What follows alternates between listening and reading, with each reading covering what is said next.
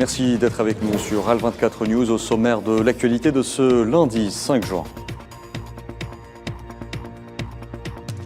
Nouvel objectif pour l'OPEP+ en 2024, ajuster le niveau de production globale à 40,46 millions de barils jour. Pour cette année, la production pétrolière est maintenue à la baisse. Au Maroc, les forces de sécurité répriment à Casablanca une manifestation contre la vie chère et l'inaction du gouvernement à l'appel de la Confédération démocratique du travail. Au Soudan, la région du Darfour est déclarée zone sinistrée en raison des tueries et des pillages en cours. Les autorités locales appellent à l'envoi d'une aide humanitaire pour sauver les populations. Et dans le conflit russo-ukrainien, Moscou affirme avoir repoussé une attaque de grande envergure dans le sud de la région de Donetsk au moment où Kiev annonce continuer son avancée près de Bakhmout.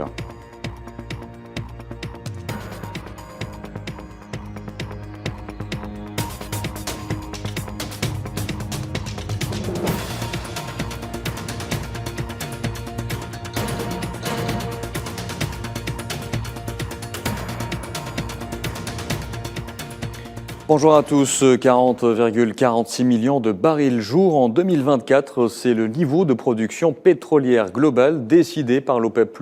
Pour cette année, les ministres en charge du pétrole de l'OPEP et ses alliés ont décidé à Vienne, à l'issue de leur 35e réunion, soit de prolonger leur réduction volontaire de pétrole à l'instar de l'Algérie, soit de procéder à une coupe supplémentaire à l'exemple de l'Arabie Saoudite. Mohamed Wali Ben Chaban. Pour ralentir la chute brutale des cours du pétrole provoquée par une conjoncture mondiale complexe, l'Organisation des pays exportateurs de pétrole et ses alliés ont décidé ce dimanche à Vienne de laisser inchangée leur politique en matière de production pour le deuxième semestre de 2023. Le cartel envisage de procéder à de nouvelles baisses des extractions en 2024 pour atteindre une production totale de 40,46 millions de barils jour durant la période allant du 1er janvier au 31 décembre de la même année. Avant cette rencontre, les prix de l'or noir ont poursuivi leur hausse avant la clôture du marché pétrolier. Le baril de Brent de la mer du Nord pour livraison en août a gagné 2,49% à 76,13 $. Son équivalent américain, le baril de WTI pour livraison en juillet, a avancé de 2,33% à 71,74 $. Selon les observateurs du marché, la réunion des 23 ministres a fait grimper les cours de l'or noir. Le mois de mai dernier, 9 membres du cartel ont décidé volontairement de baisser leur production de barils jusqu'à la fin de l'année. La baisse totale de la production pétrolière est estimée à 1 657 000 barils jour. Après avoir connu des sommets en 2022 où il a dépassé les 130 $, le baril de pétrole brut est aujourd'hui bien plus abordable. Dans l'espoir de maintenir la stabilité au sein d'un marché très sensible et fragile, l'OPEP, OPEP+, veulent jouer pleinement leur rôle pour tenter de rééquilibrer l'offre et la demande. Et je vous le disais, l'Arabie Saoudite a décidé de procéder à une coupe supplémentaire d'1 million de barils de sa production de pétrole, annonce faite par le prince saoudien Abdelaziz Ben Salman dans l'espoir de doper les cours. Les pays qui ont accepté de procéder à des réductions volontaires ont prolongé ces réductions jusqu'à la fin de 2024. Et je devrais appeler cela la confiserie saoudienne. Il s'agit d'une réduction d'1 million de barils jour qui commence le 1er juillet et qui peut également être étendue. Et en parlant d'hydrocarbures, l'occupant marocain s'associe à l'entité sioniste en vue d'exploiter les ressources sahraouies. D'ailleurs, les autorités du Sahara occidental ont condamné avec la plus grande fermeté les activités illégales de la société NewMed Energy, une société de l'entité sioniste qui mène des activités d'exploration de gaz naturel au large des côtes sahraouies. Neila et Hamouda. La normalisation des relations entre le Maroc et l'entité sioniste n'a pas fini de nous montrer ses multiples facettes maléfiques. Le Maroc a ouvert les eaux territoriales du Sahara occidental qu'il occupe illégalement aux entreprises sionistes, au moment où l'OPEP a décidé de fixer la production totale de pétrole à 40,46 millions de barils jour pour la période allant du 1er janvier au 31 décembre 2024 et de procéder à une nouvelle réduction de sa production de pétrole. L'entité sioniste se frotte les mains en vue de participer à l'exploration et la production de gaz naturel au large des côtes sahraouies au niveau de la localité de Boujdour.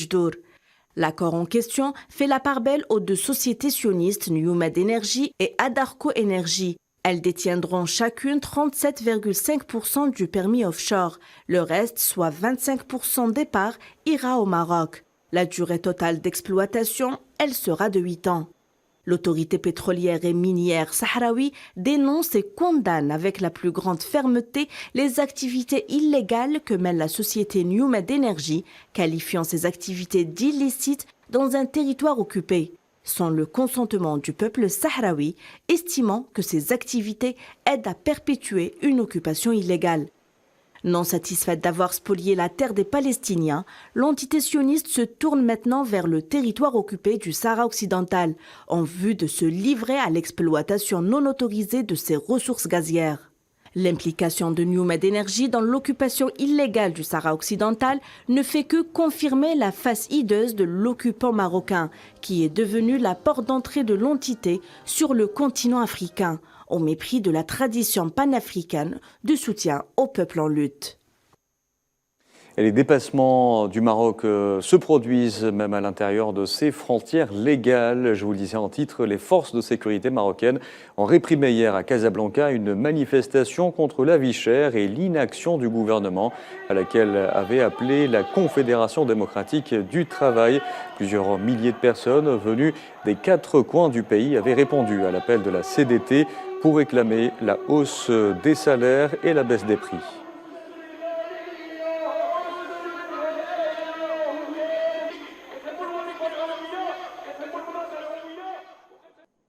Je vous en parlais également en titre. Le gouverneur de la région du Darfour, dans l'ouest du Soudan, a déclaré la région zone sinistrée, et ce, en raison des tueries et des pillages en cours, appelant à l'envoi d'une aide humanitaire pour sauver les populations. Au cours des derniers jours, les États du nord, de l'ouest et du sud du Darfour ont été témoins de violents affrontements entre l'armée soudanaise et les forces de soutien rapide.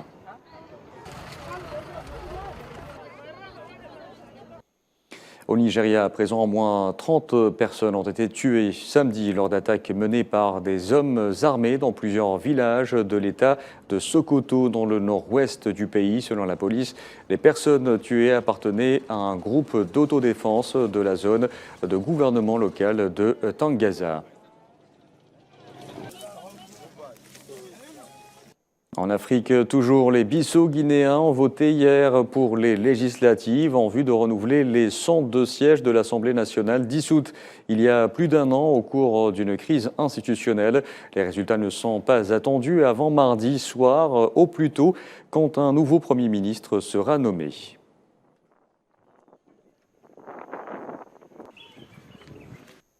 Allez, direction Proche-Orient, nouvelle vague d'arrestations en Palestine occupée. Au moins 24 Palestiniens, principalement de Ramallah, ont été arrêtés ce lundi par les forces d'occupation sionistes, principalement dans le village d'El Morayer, dont les entrées sont maintenues fermées.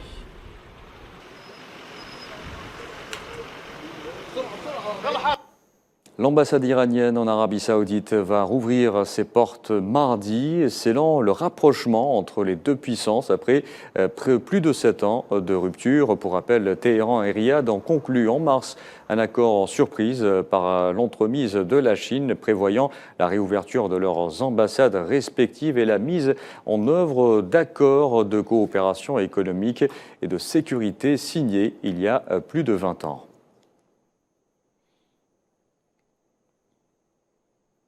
Et toujours dans la région, les ministres des Affaires étrangères de l'Irak et de la Syrie, réunis à Bagdad hier, ont discuté des moyens d'aider à mettre fin au trafic de drogue à travers leurs frontières communes. La crise humanitaire des réfugiés syriens en Irak, estimée à environ 250 000 personnes, était également au menu.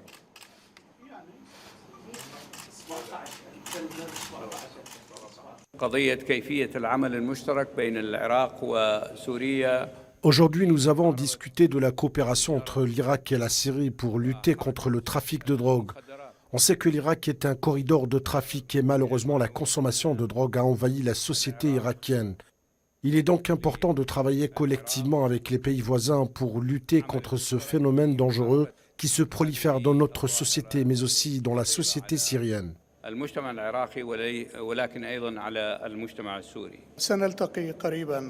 Nous nous réunirons prochainement au comité de coordination arabe au Caire dans le cadre du soutien à la normalisation des conditions avec la Syrie et de mettre fin aux déséquilibres auxquels nous sommes confrontés, notamment avec la présence terroriste en Syrie.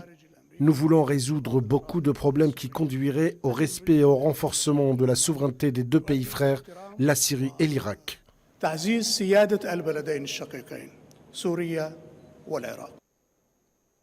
Aussitôt réélu, le président turc Recep Tayyip Erdogan doit une nouvelle fois discuter de l'adhésion de la Suède à l'OTAN. Le mécanisme de coordination pour l'élargissement de l'alliance à la Suède se réunira la semaine prochaine. Le secrétaire général de l'OTAN, Jens Stoltenberg, l'a annoncé depuis Istanbul en marge de son entretien avec le président turc. Lors de ma rencontre avec le président Erdogan, je l'ai félicité pour sa réélection et pour la forte participation du peuple turc. Le président Erdogan et moi avons discuté d'une série de questions qui seront à l'ordre du jour du sommet de l'OTAN du mois prochain en Lituanie. Nous avons également discuté de la candidature de la Suède à son adhésion à l'OTAN. La Turquie a des préoccupations légitime en matière de sécurité. Aucun autre allié n'a fait face aux attaques terroristes. La Suède a pris des mesures concrètes et très importantes pour répondre aux préoccupations de la Turquie. Coopération contre le terrorisme, y compris contre le PKK.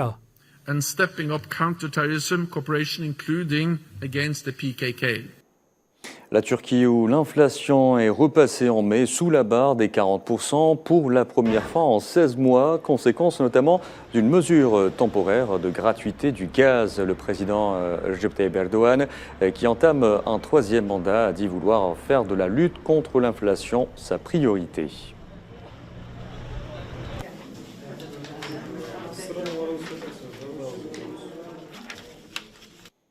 Je vous en parlais en titre, la Russie a affirmé avoir repoussé une attaque de grande envergure dans le sud de la région de Donetsk et avoir tué 250 soldats ukrainiens. Moscou a précisé que l'offensive ratée des forces ukrainiennes visait 5 secteurs du front sur l'axe de Donetsk Sud. Au même moment, Kiev a annoncé ce matin continuer son avancée près de Bakhmout. Au Mexique, à présent, le parti de gauche au pouvoir, Morena, a consolidé son hégémonie en remportant une élection historique dans l'État le plus peuplé du pays, à un peu plus d'un an de la prochaine présidentielle.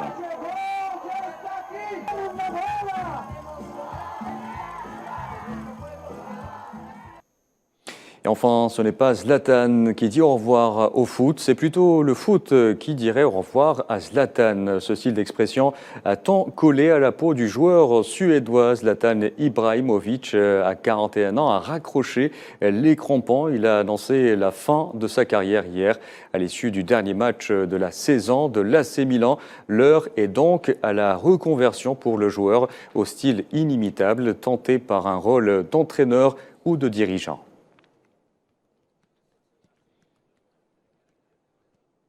Voilà, c'est la dernière information de ce journal. Merci à vous de l'avoir suivi. Vous pouvez revoir ce programme sur le site d'Al24 News ou à travers nos différentes plateformes en scannant le QR code qui s'affiche en bas de votre écran. Excellent après-midi.